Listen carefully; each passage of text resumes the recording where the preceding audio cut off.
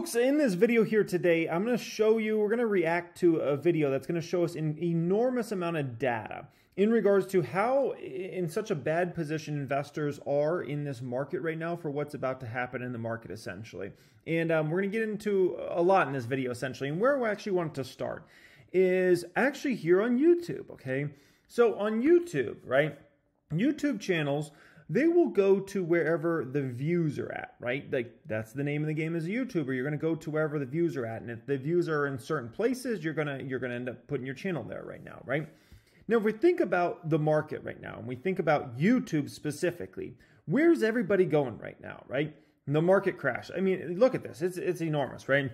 Everywhere you look, it's, oh, the market's crashing. Oh, the market just crashed. This is going on. You know, oh, it's going to get so much worse. It's the 70% drop. It's the super bubble. It's like everywhere you flip and flapjack and go, it's all just bad news, bad news. The super bubble will crash 50%. Everywhere you go right now on YouTube, right? And I even get recommended this channel all the time. Like he just covers all this bad stuff going on all the time, okay? And this is a sort of activity we have going on in this market right now, right? And the reason being is that's where views are at.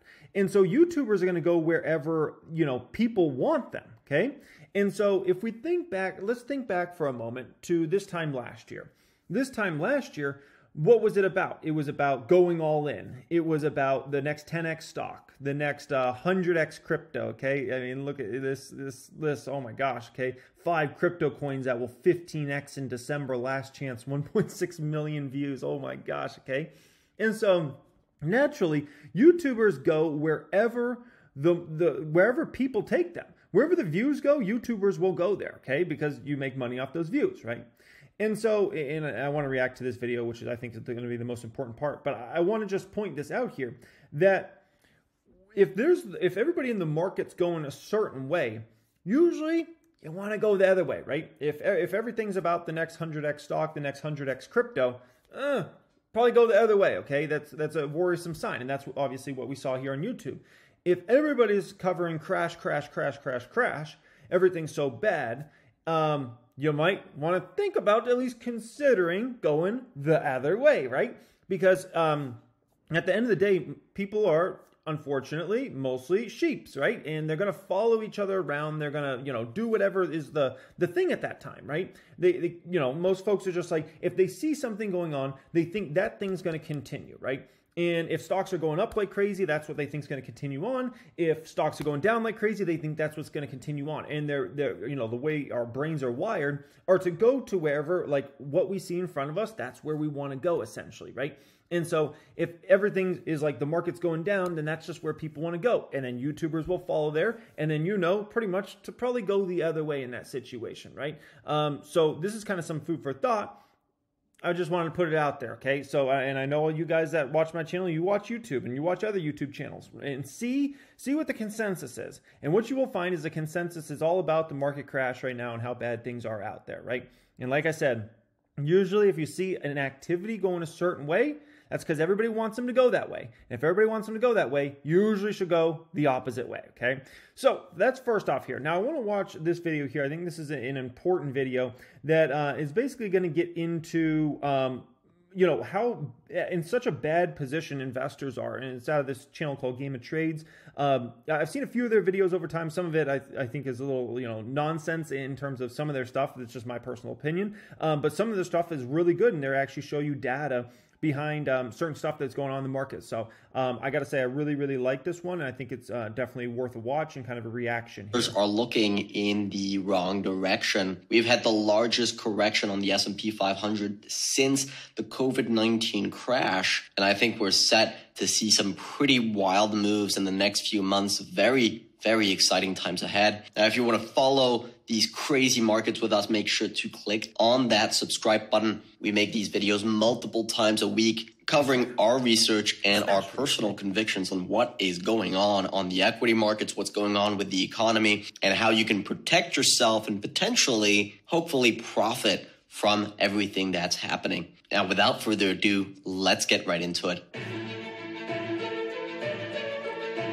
Why Why YouTube channels always got to do those intros? You know, just get into the action. Come on, man. We don't need to watch this whole intro. This is just ridiculous.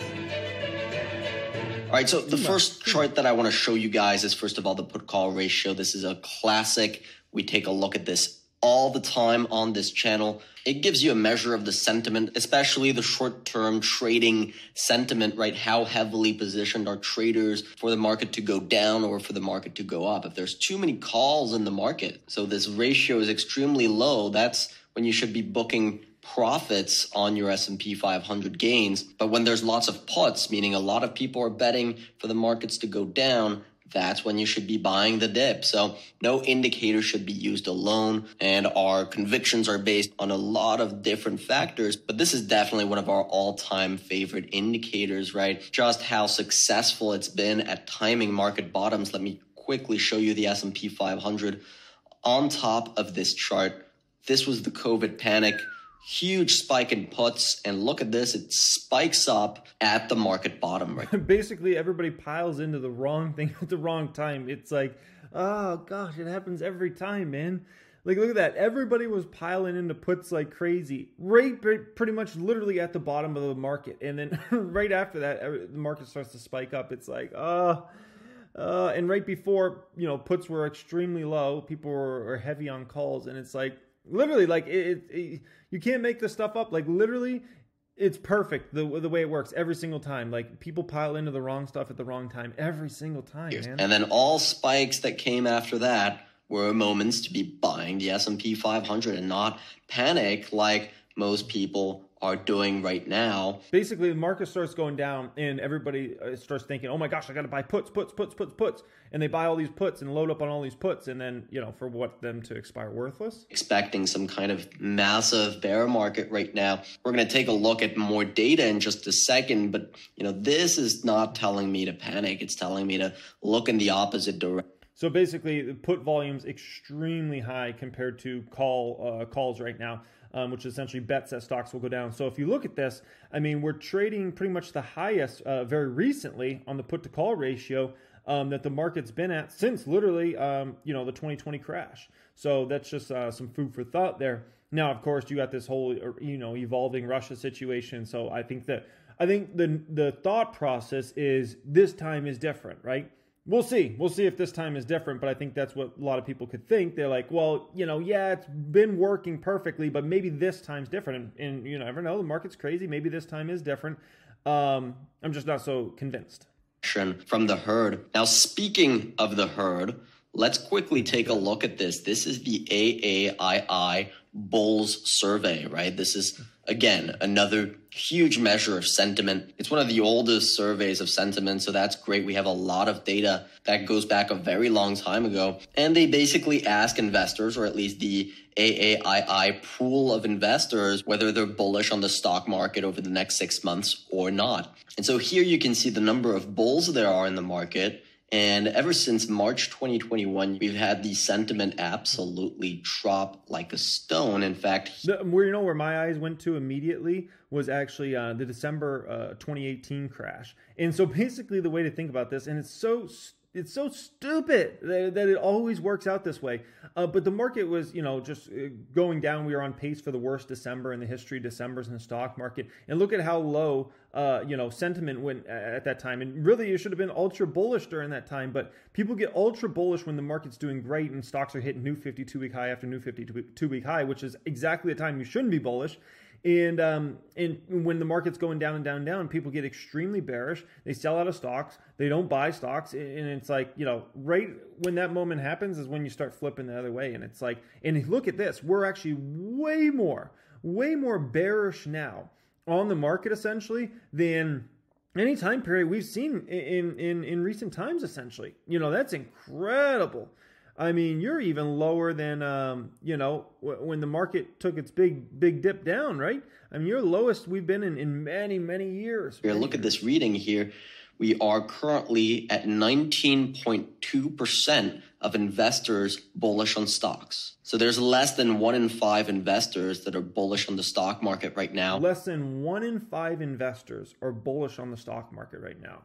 Like, just let that sit in for a moment, right? You got to be scared. You got to be very, very scared when everybody's bullish in the market. And it's like 4 out of 5 investors are bullish on the market. That's a time where it's like, okay, because you always know something's going to go wrong. Something's going to happen bad, and the next thing you know, the market's going to tank. So whenever everybody's bullish, get a little scared. When almost everybody's bearish, might be a little opportunity. And like I said, you can always say, well, maybe this time's different. You could always say that, right? Everyone's waiting on the sidelines. Everyone's paying attention to what the Fed is doing and the hawkish concerns over inflation. Now, don't get me wrong, right? There are some legitimate concerns behind this, but when everyone's looking at the same thing, look in the opposite direction. In fact, I wanted to take it a step further, so I back-tested this indicator to actually go back and see how many times we've had this type of reading, meaning we actually have under 20% of investors that are bullish on the stock market. And you can see over the last 20 years of stock market data, we've had this reading 5 times, not including this one. And every time it gave absolutely massive returns over the next year, over the next few months. We had the same reading in 2005. At the very, very bottom of the 2008 financial crisis, right before a 12-year bull run. That's crazy to think we're at such a bearish moment in this market that we have to compare it back to the lows of the Great Recession.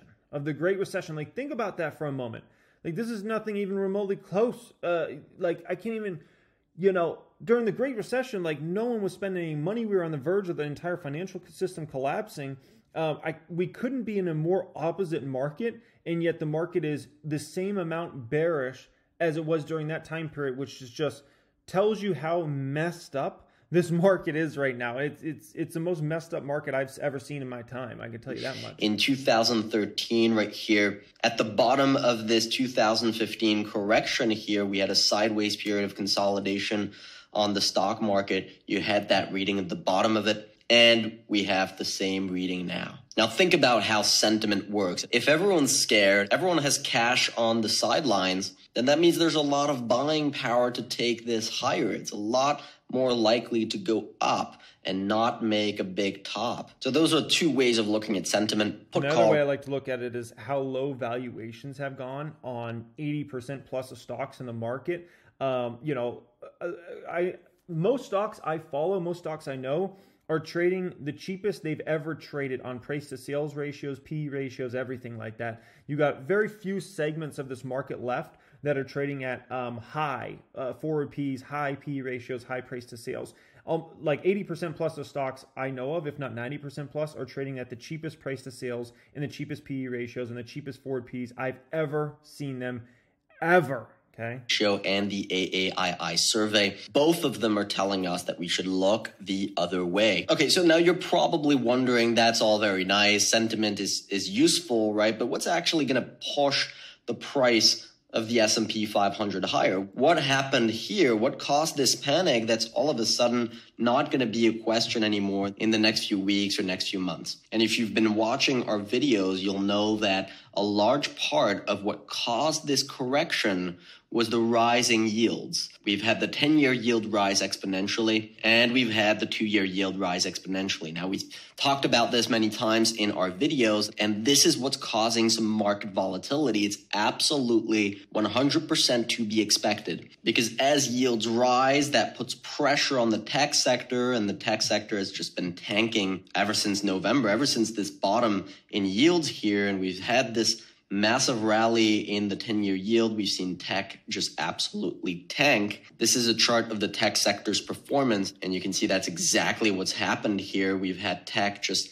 absolutely tank with this rise in the 10-year yield. But now look at what we're starting to get here. We're starting to see a nice little bearish technical setup with a lot of divergence between the price and the RSI, right? We have yields making higher highs. In fact, we have one final higher high here, and momentum just... This is the part I don't really get into, okay? But there's the next great part he's going to show here, essentially. Dropping like a stone, telling us that perhaps this move that we've had is coming to an end now, and we should be looking for a correction. So what does that actually mean? That means we're going to see bonds rally because bond prices and bond yields are inversely proportionate. So we can finally expect TLT to rally here. I think there's going to be a couple of fellow YouTubers that are going to be very happy about that, although I don't think that's going to last very long. And we're going to see technology recover massively, bringing the US stock market higher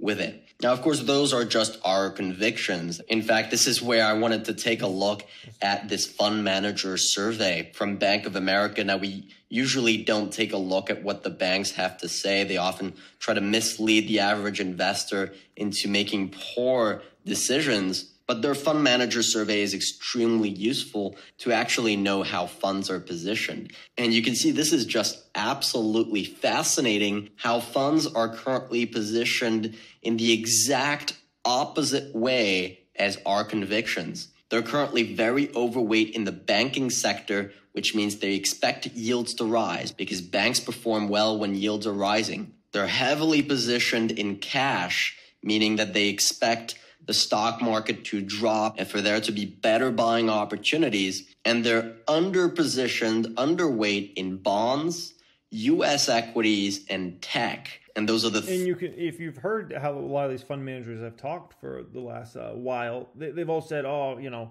first half of the year is going to be volatile, which means volatile basically means bad. Okay. You know, could mean good, but usually if somebody says, volatile, they're basically saying is, you know, the market's going to be shaking around a lot and it's going to be bad. And almost all of them have said that the year is going to be good in the back half of the year, right?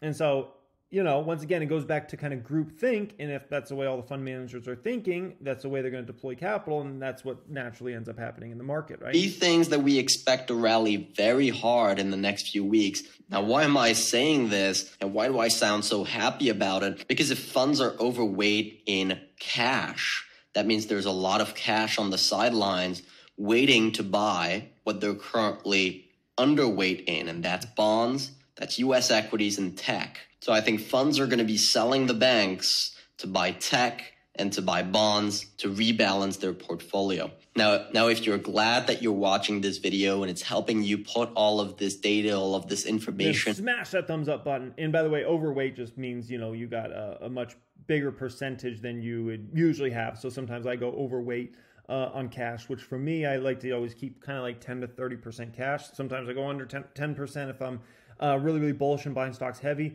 But usually I don't go over 30%. So, you know, I would be overweight cash if I went up to like 30% cash or something like that. So yeah, I hope you guys enjoyed this video here today. You know, it's just every single time it never fails. People always position the worst, you know, at the worst times, and it never fails. So ultimately, I obviously remain very, very bullish, and I'll continue to buy the dip, and that's just the name of the game. And however long it lasts, whether it's a few more weeks, a few more months, the whole year, I don't care. Like, I'll just continue to load up ownership of companies. Much love as always, and have a great day.